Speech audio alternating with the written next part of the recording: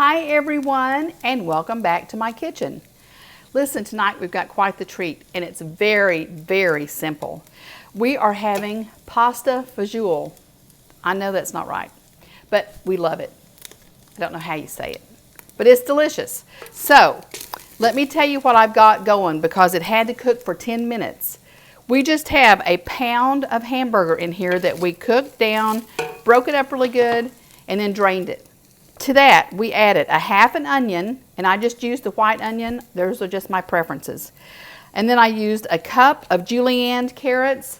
Listen, you know, you don't need to worry about chopping it and getting it that size. They have these in the produce section. Just buy the julienne carrots. And I also had to have a cup of celery. And I use the celery hearts. I just like them. They're tender and they just seem so fresh. A cup. Then we needed 2 to 3 cloves of garlic. I think I used 3 because mine were so small. And that had to cook for 10 minutes. So it has cooked down. The vegetables are really nice and soft and it smells wonderful. So when you see this completed recipe, you're going to think that is just super simple. Super, super simple. Listen, I've got a girl in my office that swears to me she can't cook. I gave her this recipe. She made it for her son. He loves it. Paige Spradlin told you you could cook. And this, all it took was a recipe. So to this, that's already cooked for 10 minutes, we're going to add 2 cans of diced tomatoes in sauce. And we don't drain any of it. Be careful with those lids though, because those can be kind of scary. Okay, so we've got our 2 cans of diced tomatoes in. I think cooler temperature just really makes me think about these nice warm foods.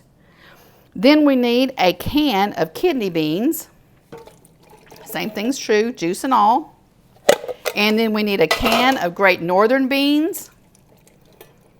It almost resembles a chili a little bit, but the fun thing is you actually serve it over a ditalini pasta when it's all done.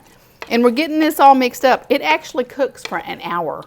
And that just helps all these flavors meld together. Okay, we've got our beans in. We need a 15.5-ounce can, or 15 ounces of tomato sauce. And that goes in. And like I say, girls, keep you a garbage bowl here, because if not, I'd be running back and forth to throw all that away. Then we needed 12 ounces of V8. That just gives it kind of a depth of flavor, because I got the spicy. But 12 ounces. So that goes in. So you see, these flavors really are kind of getting it nice and a chili flavor. You'll love it. And we're just about done. We've got to add 2 cups of beef broth. I just buy the Swanson's. It's what we've used my whole life, I guess.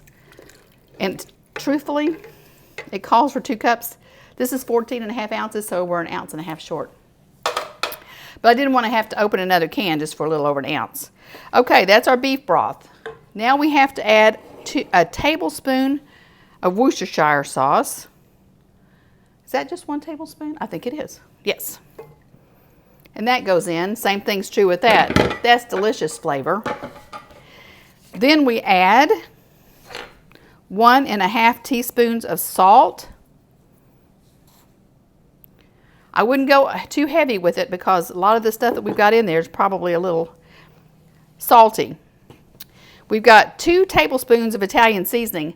I went ahead and dug that out so y'all wouldn't have to watch me. But that's just a regular Italian seasoning that you get for all the different recipes that you do that call for any kind of a spice when you're doing Italian. Okay, from that point, we're going to go with just a half a teaspoon of pepper. I'm telling you, we are just about done. And then, like I said, it's going to cook for an hour. And what we'll do is, when it's been about 50 minutes, it's cooked for about 50 minutes, we'll start our pasta. And if you're serving it right then, and that's just cayenne pepper, just a dash is really all we needed. If you like it spicier, you know, add a little more.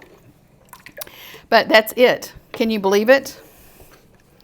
We have just a pound of ground beef and a half an onion, a cup of julienne carrots, a cup of celery, and 2 cloves of garlic. I used 3, mine were small. And those were minced up really good. 2 cans of the diced tomatoes, a can of kidney beans, and then 1 of Great Northern, a 15-ounce can of tomato sauce, 12 ounces of V8, 2 cups of beef broth, 1 tablespoon of Worcestershire sauce, 1½ teaspoon of salt, 2 tablespoons of Italian seasoning, a ½ a teaspoon of pepper, and a dash of cayenne pepper. Okay, this is going to cook now for an hour. And what we're going to do when we come back, I'm going to go ahead and start the pasta because it's just a ditalini pasta. And this is exactly what, if you've had this in restaurants, it's exactly what they serve it to you with. But I'm going to cook it separate. I think my recipe says to add it in here. I cook it separate because we're not going to eat all this tonight.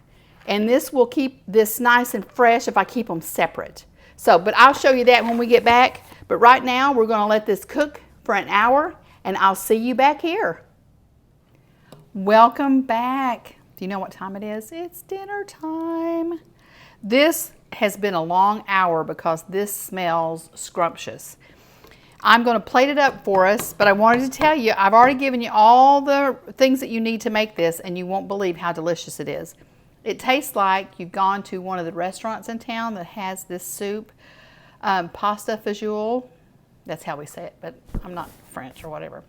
Anyway, ditalini pasta is what you serve it with, and it actually calls to put this in the soup after you've cooked it. I didn't because we're not going to eat all this tonight, so I'm going to keep it separate. And if I put that pasta in, it'll just soak up all the liquid. But this is what it is, ditalini pasta. Easy to find, or it was before all this happened, but I bet you can find it. Anyway, so I've got the pasta here, and this is the way I like to serve it just because I don't have to worry about the pasta having set very long in the sauce. However much pasta you want. And then I've got, this looks delicious. I've got another ladle right here. It's so chunky and so hearty, but yet it's not heavy, and I can't explain why, but it is delicious. Serve it with some breadsticks. Gonna grate a little bit of cheese on top of it.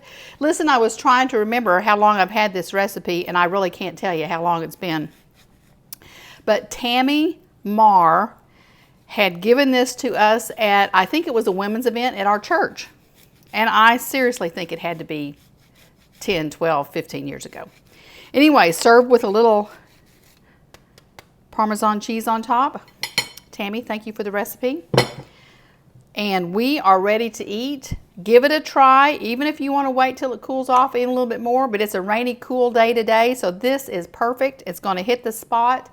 And I hope you try it soon, and I hope you love it like we do. I'll see you soon.